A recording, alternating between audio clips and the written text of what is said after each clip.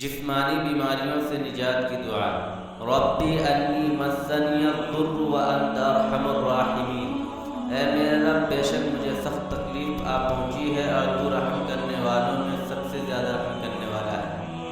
حضرت ایوب علیہ السلام کو اللہ تعالیٰ نے ہر قسم کی نعمتیں دے رکھی تھی اور وہ بہت شکر گزار بندے تھے۔ اللہ نے ان کے صبر کو آزمانے کے لیے تدریجاً سب نعمتیں چھینی اور جسمانی بیماریوں میں مبتلا کر دیا، لیکن پھر بھی ان کی زبان سے ناشکری کا ایک لفظ بھی نہ نکلا۔